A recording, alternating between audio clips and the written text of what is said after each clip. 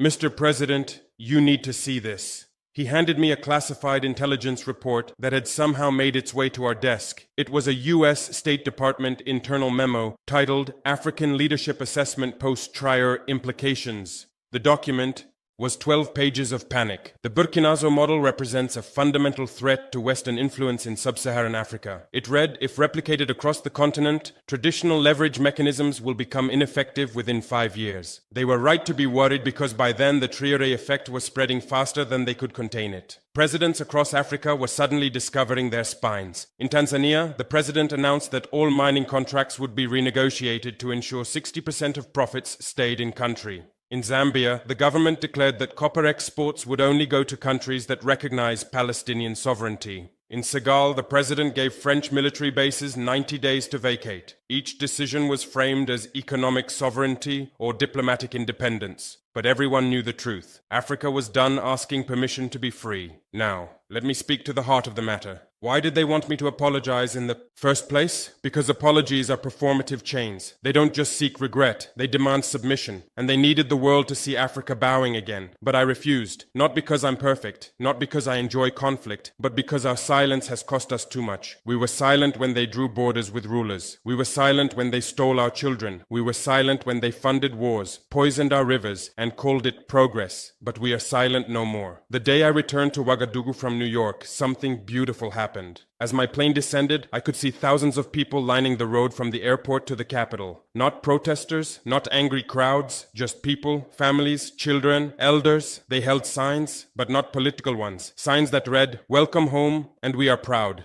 And you spoke for us." When my motorcade stopped at Revolution Square, an old man approached my car. He was probably 80 years old, walking with a cane carved from local wood. My security wanted to stop him, but I signaled them to let him through. He tapped on my window. I rolled it down and he leaned close. "Young man," he said in our local language, "I fought for independence in 1960. Today you made that fight worthwhile." Then he pressed something into my hand, a small piece of fabric. Burkina Faso's first flag, the one they raised when we gained independence 65 years ago. "Keep this," he said, "so you never forget that freedom isn't a gift. It's a choice you make every day." That night, alone in the presidential palace, I spread that flag across my desk and I understood something profound. That speech at the UN wasn't the end of something. It was the beginning of an Africa that refuses to apologize for its excellence. An Africa that won't beg for what it can build. An Africa that knows the difference between diplomacy and subservience. 6 months later, I received an invitation that made me smile. The African Union wanted me to address their annual summit.